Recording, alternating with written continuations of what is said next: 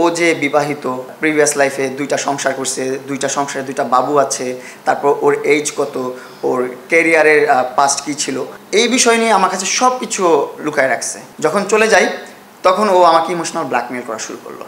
প্রথম বলতো যে এতদিন ছিলা, আমার খুব খারাপ লাগতেছে, তুমি নাই বাসায়, বাসাটা খালি খালি লাগে, কুকুরগুলা কান্না করতেছে, পাখিরা কান্না করতেছে, এভাবে আহ্লাদ করে কথা বলতো। আমার একটা ডান্স স্টুডিও ছিল, যেটা ছিল আপনার, ছোট ছিলাম তো অত ইন্ডিপেন্ডেন্ট ছিলাম না, নিজেরাই করতাম। আমার স্টুডেন্ট যারা ছিল, ভাই ব্রাদার যারা ছিল, তাদের কাছ থেকে যেটা আসতো সেটা থেকে আমার পকেট মানিও হতো, তার প্লাস হচ্ছে ওইটার ভাড়াটাও দিয়ে দিতে পারতাম। সকালবেলা ব্রাক স্কুল চলতো, রাতের বেলা আমার ডান্স স্কুল চলতো। এরকম ছিল আমার লাইফটা। মানুষের রেসপন্স পাচ্ছিলাম না ওই ভিডিও করে। পরে আমি ডান্সের ভিডিও যখন আপলোড করলাম তখন মানুষের ব্যাপক রেসপন্স পেলাম। পাওয়ার পর এই আমার জার্নি শুরু হলো। লাইকিতে সর্বপ্রথম 10 মিলিয়ন ফলোয়ার বাংলাদেশে আমি অ্যাচিভ করছি। এটা আপনারা গুগলে সার্চ দিলেও পাবেন। অ্যান্ড বাংলাদেশের সবচেয়ে বেশি লিডার বোর্ডের পজিশন নাম্বার 1 এটা ধরে রাখছি আমি। তাই একটা আলোচনা সৃষ্টি হয়েছিল তখন। তো এইভাবে চলতেছিল। তখন আমি লাইভ করতাম লাইকিতে, রেগুলার ভিডিও আপলোড করতাম। ওই টাইমটাতে লায়লা আমাকে সবসময় কমেন্টস করতো। তো আস্তে আস্তে চোখে পড়ে গেল, বললাম। তারপর পেটস নিয়ে গল্প হলো, ওর সাথে ভালো সম্পর্ক হলো, ম্যাটেরিয়ালস দেওয়া শুরু করলো, গিফট করা শুরু করলো আমাকে। ওর এই প্রলোভনে পড়া শুরু হলাম, প্রতারণার শিকার হলাম আমি। তারপর এইভাবে আমার লাইফস্টাইলটা খুব সুন্দর চলছিল। আমার ছোটোখাটো যে স্বপ্নগুলো পূরণ করতেছিলাম, R15 ভার্সন 3 কিনেছিলাম আমি 2018 সালের শেষে। প্রাইভেট কার কিনেছিলাম আমি 2019-এর শেষের দিকে। তো আমার লায়লা আমার লাইফে আসার আগে আমার লাইফটা খুব সুন্দর চলতেছিল। আমার R15 ছিল, আর তারপর টয়টা মেরুন গাড়ি ছিল। ওই টাইমটাতে আব্বু আমাকে যখন গ্রামে পাঠিয়ে দিলাম বাড়ি করার জন্য, তখন ঢাকাতে আমার থাকা খাওয়াটা একটু সমস্যা হয়ে গেছিলো। কারণ যেহেতু আম্মু নাই, আমি ছোট্ট একটা মানুষ, তখন ফ্যামিলির হাল ধরে ফেলছি ছোট বয়সেই, এটা ঠিক আছে।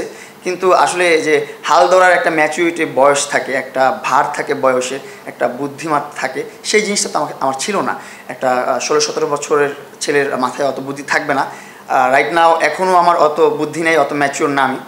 এখনও শিখতেছি জীবন থেকে যে কীভাবে জীবনটা সুন্দরভাবে গুছানো যায়। আসলে জীবনটা খুবই কঠিন, অনেক ধাপ আসে জীবনে, যেগুলো পার করা অনেক মুশকিল, ক্রিটিক্যাল হয়ে যায়। কিন্তু ইনশাল্লাহ রুখে দাঁড়াবো, আবার সোজা হয়ে দাঁড়াবো, আবার সুন্দর করে কন্টেন্ট শুরু করব। তো ওই টাইমটাতে লায়লা আমাকে প্রপোজ করে, যে তখন ওর সাথে আমার ভালো সম্পর্ক অনেক, প্রায় আপনার 6 মাসের কাছাকাছি আমাদের কনভারসেশন হয়, কিন্তু আমাদের দেখা হয় না। মোবাইলের মধ্যেই বন্ধুসুলভ সম্পর্ক, ভালো সম্পর্ক, ডাইহার্ট ফ্যান, ওকে যতটুকু সাপোর্ট করা যায় এতটুকু। তারপর ও যখন বললো যে তুমি তো একটু সমস্যায় আছো, তাহলে তুমি আমার বাসায় এসে থাকো কিছুদিন, তোমার আব্বা আম্মু যখন গ্রামের বাড়ির কাজ শেষ করে ঢাকা চলে আসবে তখন আবার চলে যেও। তখন আমিও মনে করলাম যে আসলেই আমি একটু সমস্যার মধ্যে আছি, আব্বা আম্মু সবাই যেহেতু গ্রামের বাড়িতে, আমার থাকা সমস্যা হচ্ছে।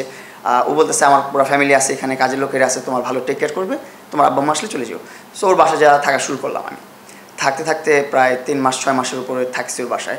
কারণ আমি নিজের টাকায় তো বাড়িটা করতেছি, তিলে তিলে যখন আমি সোশ্যাল মিডিয়া থেকে ইনকামটা আসতেছে তখনই আম্মুর হাতে তুলে দিচ্ছি। আমি ছোটোবেলা থেকে আমার বাবা মার হাতে, আমি যদি 1 টাকা ইনকাম করতাম আমার বাবা মার হাতে তুলে দিতাম, রাখতাম না। আমার পকেটে যদি 500 টাকা বা 100 টাকা আমার পকেটে ভরে দেন, এই টাকা 1 সপ্তাহ আমার পকেটের মধ্যেই ঘুরপাক খাবে, এটা খরচ হবে না। আমার টাকা অপচয় হয় না, আর উল্টাপাল্টা জায়গায় আমি টাকা খরচ করি না। সো আমি খুব সেভিংস করি। এইভাবে চলছিল। যখন আব্বু আম্মু চলে আসে ঢাকা, তখন আমি আমার বাসায় চলে যাই ওর কাছ থেকে বিদায় নিয়ে। যখন চলে যাই তখন ও আমাকে ইমোশনাল ব্ল্যাকমেল করা শুরু করলো। কেমন? প্রথম বলতো যে এতদিন ছিলা, আমার খুব খারাপ লাগতেছে, তুমি নাই বাসায়, বাসাটা খালি খালি লাগে, কুকুরগুলা কান্না করতেছে, পাখিরা কান্না করতেছে, এভাবে আহ্লাদ করে কথা বলতো।